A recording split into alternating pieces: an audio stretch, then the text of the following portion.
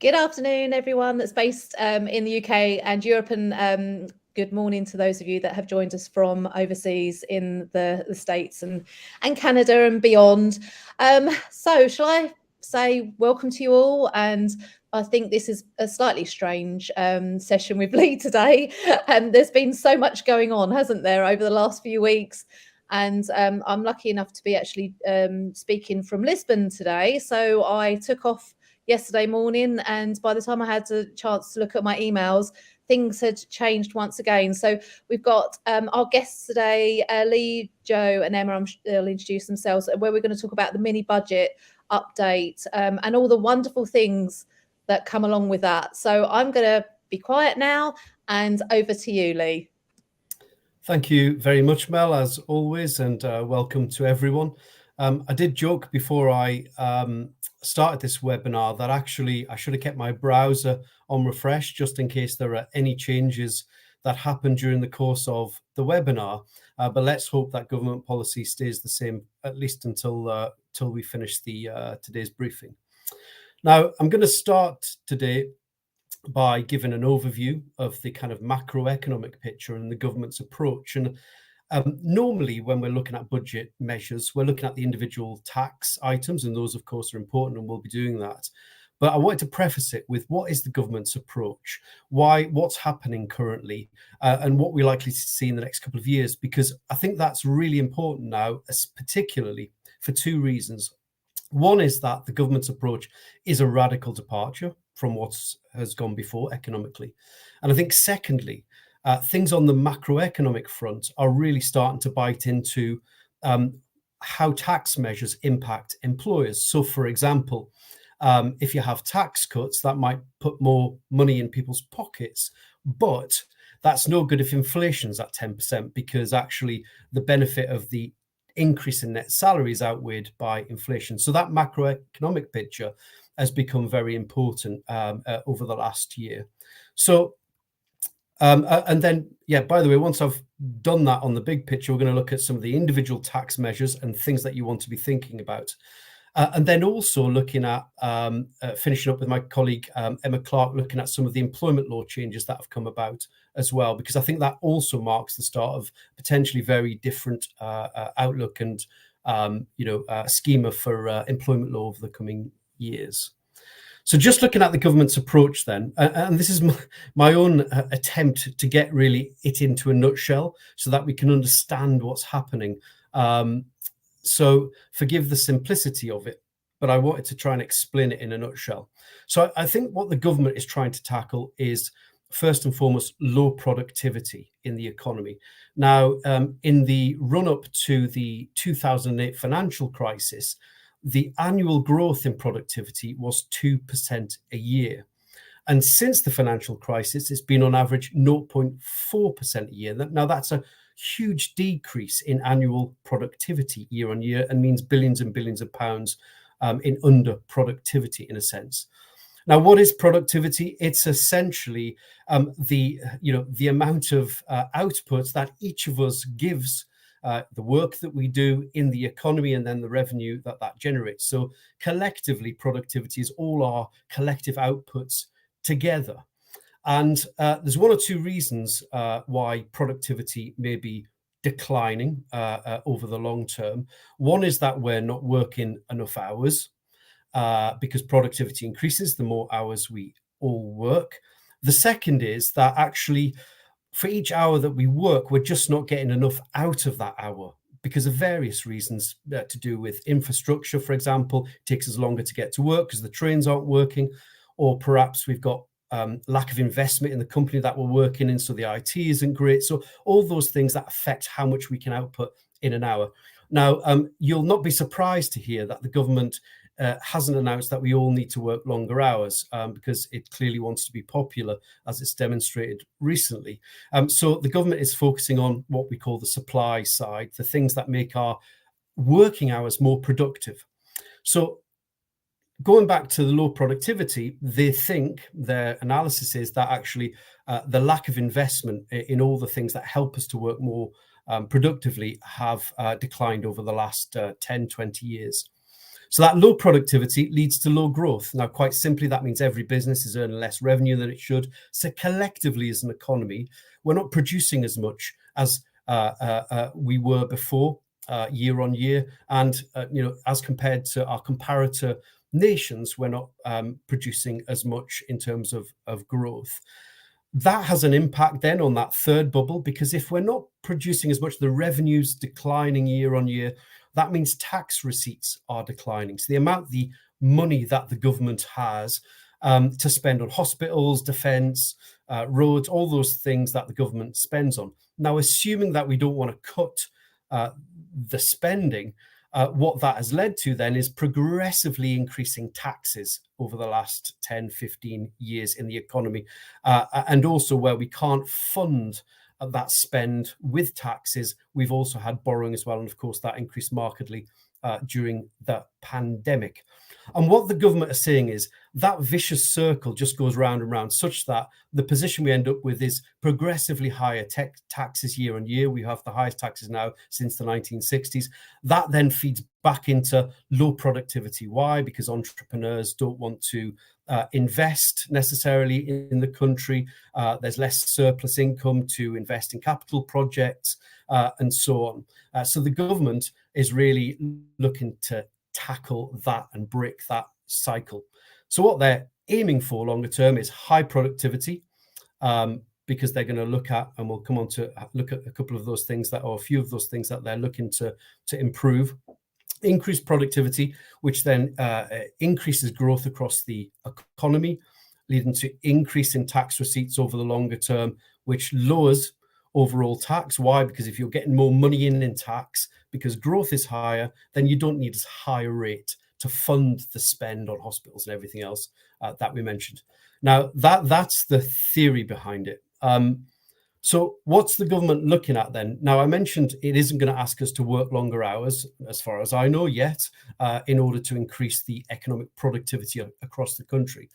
But what it is going to do is try and incentivize us to work more efficiently, to help us work more efficiently across the economy.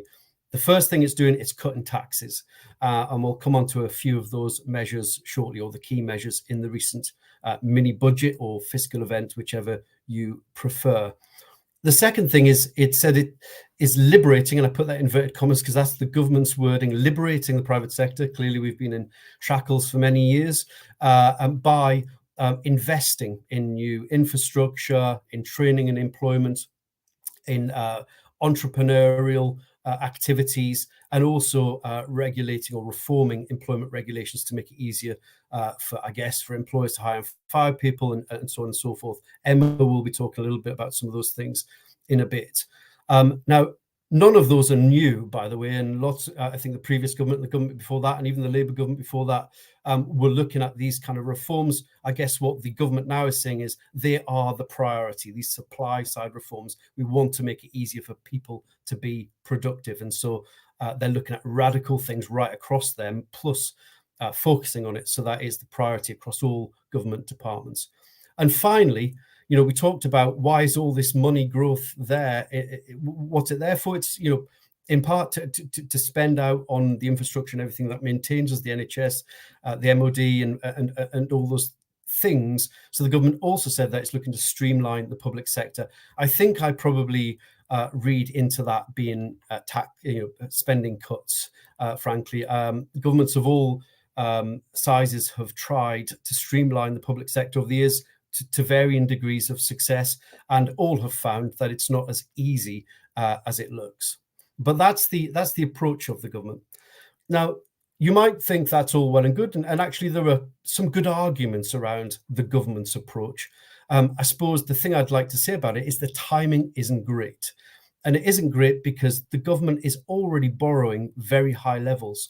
So at a time when we're borrowing at very high levels, the government is wanting to cut taxes by borrowing more. So many commentators have said, well, this isn't a great idea. The world economy is slowing down. Inflation is increasing globally for the reasons we know, the war in Ukraine and its impact on energy and so on. Interest rates are increasing globally. And just generally, confidence is declining globally too, and markets are already volatile. So the government has an approach, whether you disagree with it or not, which seems reasonable. It's got at least some substance behind it, but it's at a very difficult time. Now we come on to the disaster that was the budget, and I think we have to see this a tiny little bit separately from those two things, because arguably the first two things are reasonable. You could argue about the timing, but when is there a good time to start anything? So, but the budget was a bit of a disaster, and I think it was a disaster for the government because we rely so much. Well, essentially, we upset the financial markets, and that's important. And for ease, I see the financial markets in simple terms like the government's credit card, because that borrowing we talked about earlier has to come from somewhere. That comes from the financial markets, who then charge the government an interest rate to service that. And we have to pay that every year, that interest rate, via our taxes and so on. Now, the mistakes that were made, in my view, is that we introduced tax cuts, which were funded by more borrowing. So that's a little bit like somebody saying, to their credit card provider, I want an increase in my headline credit limit, and I need it for my daily spending. So credit card's going to be a bit suspicious of that. There was no detailed spending plan. So again, a bit like going to your credit card provider, the government didn't produce a spending plan to say, well, we're going to borrow this amount, but this is what we're going to spend it on, and then therefore we can afford repayments and keep our creditor happy that way. The third thing is that the Chancellor, frankly, is inexperienced. He's not done the job before. And so I think, again, it's like somebody having a credit card for the first time, inexperienced. So on top of asking for a bigger limit to spend on daily spending with no real plan of how it's going to be repaid, it's the first time this person has a credit card. And then finally, no plan to say, well, actually, I'm borrowing now, but I'm going to get that down over the next couple of years. So all of that meant that the markets immediately took fright. And the impact of that really has been clear over the last couple of weeks. So I'd like to just look at one or two of those issues, or the main issues arising from the budget from that point of view. Now, the first one obviously was the falling pound and the pensions issues, arguably a short-term issue. The pound has corrected itself, but time will tell what that does over the longer term. It arguably also exacerbated inflation and the interest rate issue, because with tax cuts, you've got more money floating about in the economy, which can have a pressure on inflation. If you've got inflation, the Bank of England is going to be under pressure to reduce, or increase rather, interest rates in order to keep that inflation down. Increasing interest rates means taking money out of the economy. But I think the biggest thing that has happened, that if it's sustainable, will be a real disaster for the government, and it's the thing I'll be watching most, is the increase, because the markets weren't happy with the government for those reasons I outlined. They increased the interest rate at which the government borrows at. Now that affects us all, because it means that taxes are going to have to pay down those interest rates every year, and if they're getting higher and higher, it just makes the government's mission that much more difficult. So I wanted to lay that bit of groundwork as context, because I think when you're thinking as an employers now, over the next couple of years, one, I think things are very volatile, so you'll want to keep an eye on the detail. But two, it's really to denote that the government really is changing tack here in terms of how they are going to manage and run the economy, with the supply side reforms that I mentioned to increase productivity. So how does that play out in tax measures then? Well, as I mentioned earlier, part of the tax side was a part of the thinking behind increasing productivity is about reducing and reforming tax to make it easier for people to do business, to invest, and so on. By the way, there's very scant evidence that decreasing tax indirectly increases economic productivity. But I think the government's thinking is that they're putting that together with supply side reforms in order to make us all be more productive. So what did the government do? The first thing that is coming up will be the reduction or the reversal even of the 1.25% in employer and employee NIC rates. That's coming up from the 6th of November. The basic rate of income tax is being reduced from April 2023 to 19%. 45%, of course, as most of you will know, has been scrapped, at least as that was the latest reading on it. So we're back up to the 45%. It's been maintained, rather. The reduction's been scrapped. There's going to be some IR35 reforms coming in April of next year. Now, I've read in some places people talking about IR35 being abolished.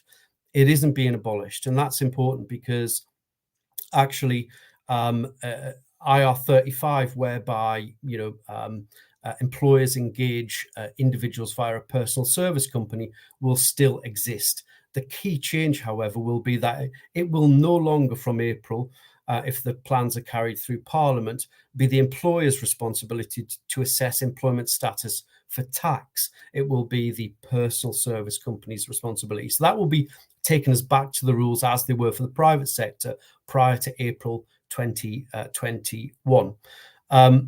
The other bit of the budget that was buried a little bit, hasn't got as much attention, but company share option plans, the limit you can award under those has been increased to £60,000 from £30,000 from April of next year.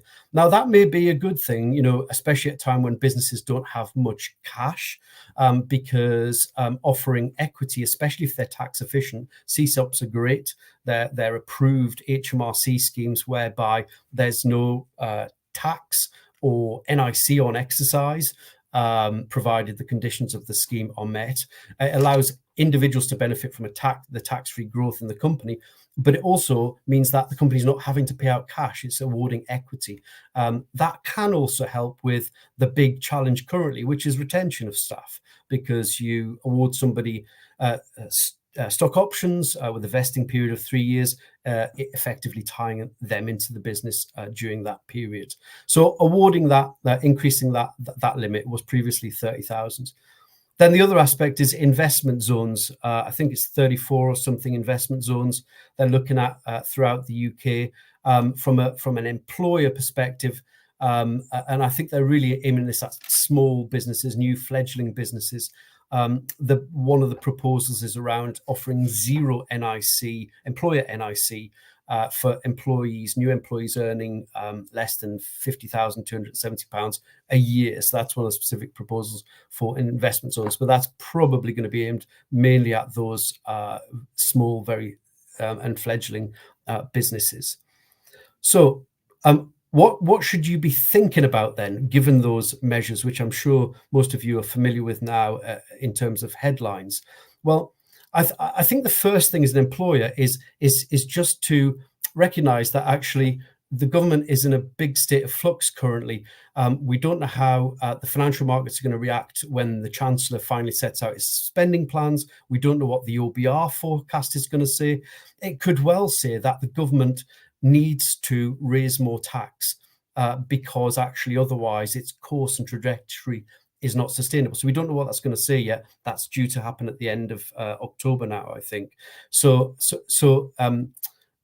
keep it, I think, compared to previous periods, really things are in flux. The second thing is, on a more practical level, is as a payroll, are you ready for the NIC reductions coming in from the 6th of November? Now, Joe, I wanted to hand over to you for a second just to talk about that from a payroll perspective. Hi, thank you, Lee. Yes. Well, I suppose to a certain extent, what we're doing here is almost a repeat of what we went through to that build-up on the 6th of July. So we may remember, obviously going back a few months now, but the old Chancellor, Rishi Sunak, at the spring statement announced that, of course, the primary threshold was going to increase, and that took place on the 6th of July. So we went through this mid-year payroll changes, payroll update, and we're going to go through the same thing ultimately on the 6th of, or just before the 6th of November. So it's pulling out that task list, whatever you went through, of course, for the build up for July, we're going to go through the same thing again. But it's also kind of a couple of other things as well. So from this, of course, yes, it's the second time in this tax year, but learn the lessons. So last time, did you have a load of queries from employees? Did that take a lot of time for the payroll team?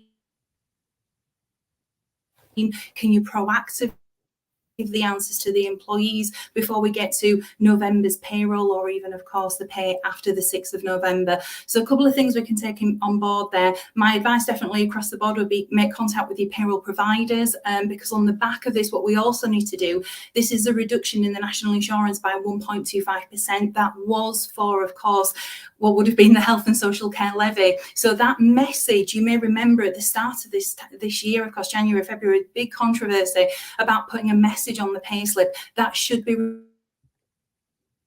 if it's something you put on, how do you remove it? And it's really trying to prepare for that. Well, again, I call it November payroll, but of course we've got weekly frequencies here as well. So it's really trying to gear towards that. Great.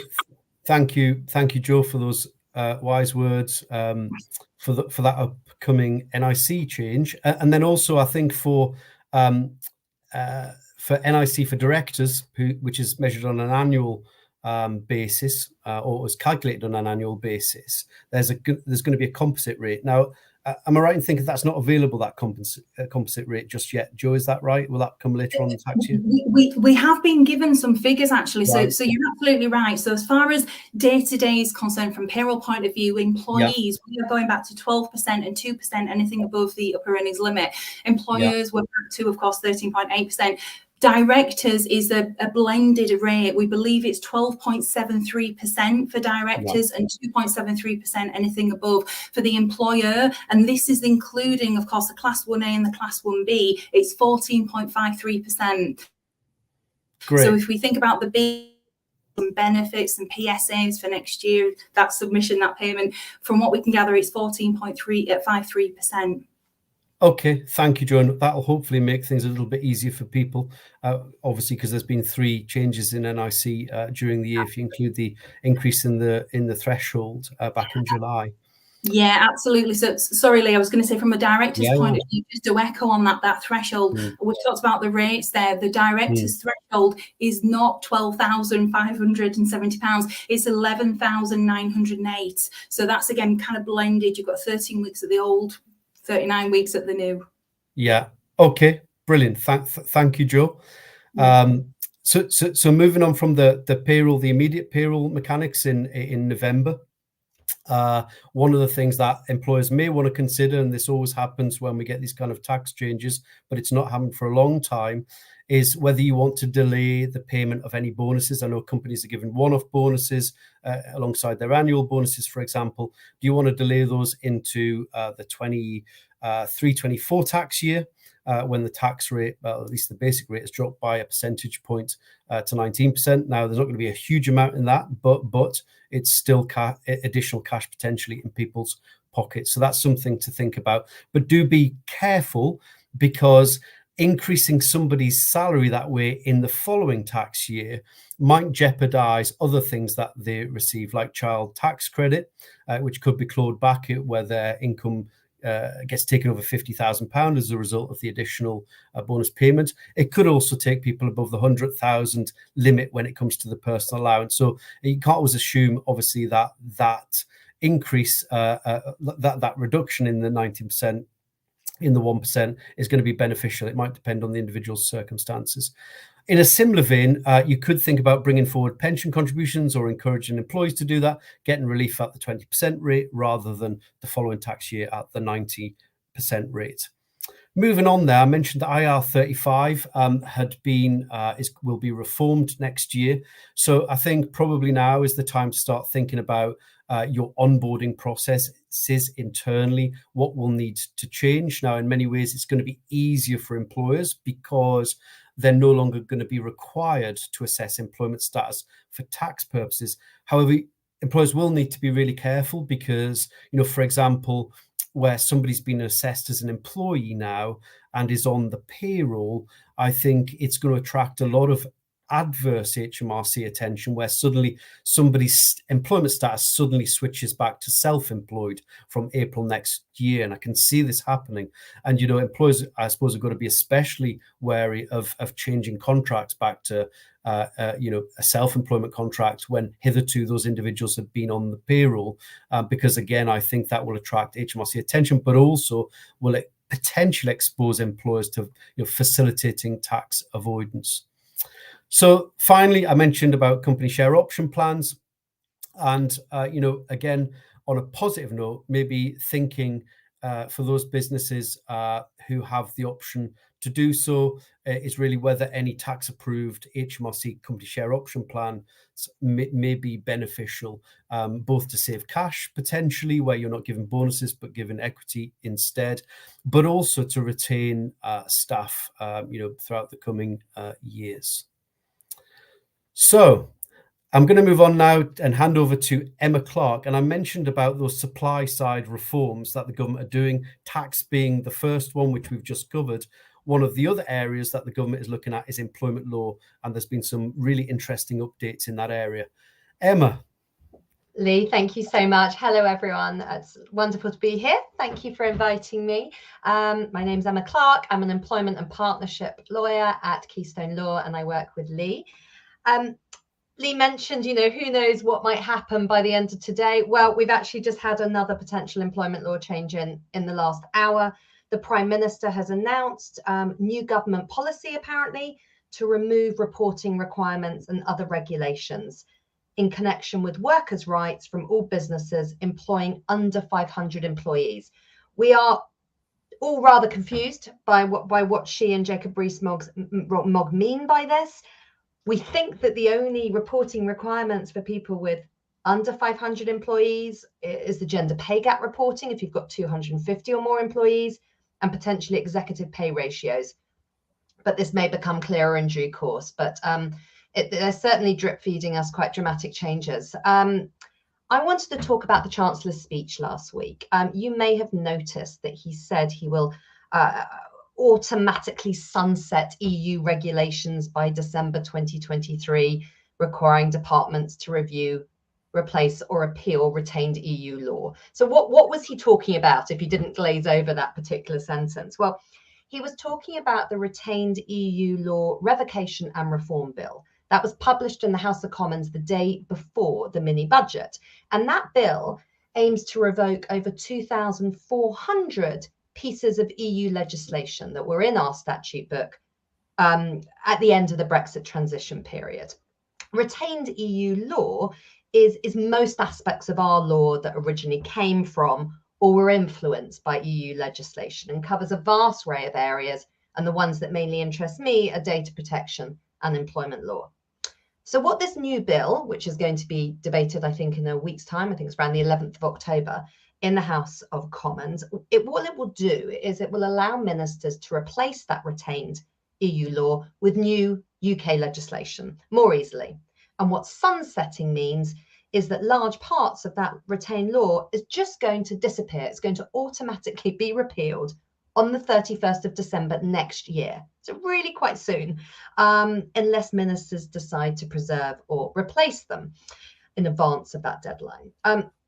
It's going to ultimately make it easier to amend and replace retained EU law without having an act of parliament. So what's next? Well, over the coming months, I think we're going to see the bill amended and debated in both houses.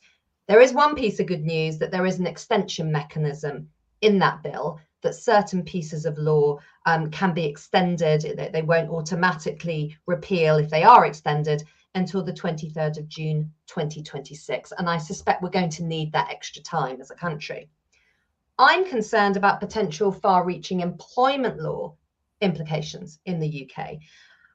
There could be key areas changing, and the main ones that jump out and are discussed again and again are, thank you, Lee, on those slides. The first is working time regulations. So that includes the 48-hour working week. Will the amount of holiday that we get in the UK reduce? We get 5.6 weeks a year statutory minimum. It's far less under the EU directive. Might the government try and reduce it? The 48-hour working week over a reference period of 17 weeks is from an EU directive. The UK has had an opt-out where you can get your employees, ask your employees to opt out of that 48-hour working week. Both Liz Truss and Jacob Rees-Mogg have complained about the 48-hour working week in the past. I suspect that might be the first to go. We might see changes to part-time and fixed-term worker regulations, as well as agency worker regulations and health and safety laws. And we may very well see changes to 2P. 2p is derived from the Acquired Rights Directive in the EU, and I think the government might want to make it easier to harmonise terms and conditions after a 2p transfer. And I think that would be welcomed by many employers, but it's going to be greatly opposed by those protecting workers' rights, such as unions. The Equality Act is going to be unaffected. That's going to remain in force. So just one thing to note, because I know I'm running out of time here, the TCA, which is the UK-EU Trade and Cooperation Agreement that we did sign, does state that if changes are made to UK employment law, which have a material effect on trade and investment or reduce employment rights, then we as a country may face fines from the EU. So with all of these potential exciting, terrifying changes afoot, the government will be balancing that with the need to be cautious about implementing changes that could reduce level of protection for workers or could fail to enforce employment rights in a manner that has a detrimental effect on trade. So I think the biggest issue here is that employers are not going to look forward to the prospect of having to keep on top of new employment law and uncertainty, but unfortunately that is where we are, and this is a government that will be pushing forward Brexit and trying to restore the primacy of UK legislation. Thank you. Thank you very much, Emma. Very, very informative and interesting times indeed. So what's next in 2022? I'm sorry for the tacky picture of Mystic Meg, but it really is like that now.